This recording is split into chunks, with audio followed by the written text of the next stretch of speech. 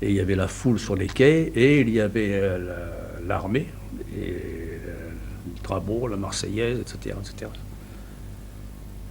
Et on nous a engouffrés dans des autobus, les autobus de ce moment-là, les autobus parisiens, et nous avons été dirigés sur l'hôtel Lutetia à Paris. Il se trouve, je ne sais pas où, moi je ne connais pas Paris, alors, enfin bref. Et là, nous avons été pris en main, tout au moins des déportés, nous avons été pris en main par ce qu'on a été étonné de voir, des femmes soldats, parce que jusqu'à présent, jusqu'en 1938, nous, qu'on avait quitté la démocratie, si on peut dire, la liberté, on ne savait pas qu'il y avait des femmes qui étaient soldats. Et puis, on a été mis aussi entre les mains d'infirmières qui nous ont fait déshabiller complètement, et on a été passé avec la poudre DDT contre les poux. Enfin, je pense que c'est de la poudre DDT, une poudre blanche, je pense à ce moment-là, c'était de la poudre DDT qui passait. On a été aspergé de poudre DDT de tous les côtés.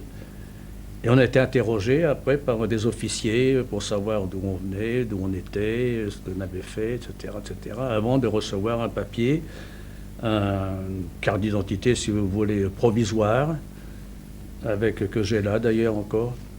Et on nous a remis une certaine somme d'argent, je ne sais plus combien. À ce moment-là, c'était 50 francs peut-être, ça fait quand même une petite somme.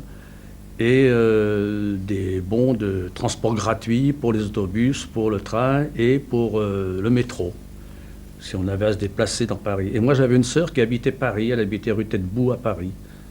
Et elle était à Paris à ce moment-là. Alors, j'ai décidé de rester 1 ou 2 jours à Paris, 2-3 jours à Paris avec elle.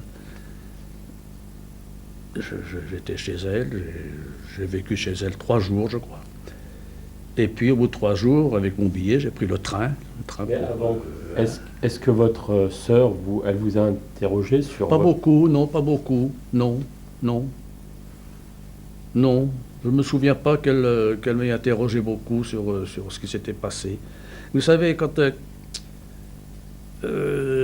l'attitude des gens, quand ils voyaient un individu habillé en déporté dans les rues de Paris, avait une attitude vis-à-vis de nous assez bizarre. Je crois qu'ils avaient... On aurait presque dit qu'ils avaient peur de nous et qu'ils avaient pitié. Ils ne venaient pas vers nous, ils ne parlaient pas. Et nous, on n'avait pas envie de leur parler non plus. Parce que je me souviens qu'avant de quitter les camps, avec des camarades, on a dit jamais on n'osera rapporter que c'était que la vie dans les camps, on ne croira pas.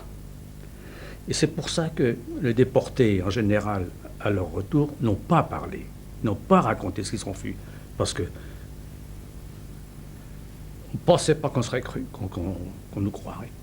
Et dans Paris, je me souviens qu'une fois, j'étais dans le métro, et j'avais loupé la descente du métro, j'étais tombé. Et il y a 5-6 personnes qui sont venues vers moi pour me mais sans parler, vous voyez, comme s'ils avaient affaire à un infirme qui se trouvait par terre par accident. On était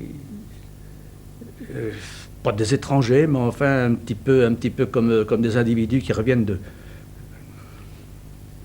quelque part. Les gens ne nous parlaient pas. Et ça, on l'a retrouvé par la suite aussi. Non, je ne me souviens pas que ma sœur m'ait posé beaucoup de questions. Bon, on a parlé, certainement, on a parlé, mais ce n'est pas une chose qui m'a frappé. Ce que je sais, c'est que lorsqu'on était dans les camps, j'avais essayé une fois, je me souviens, de revoir mes parents, et j'arrivais pas à remettre leur visage.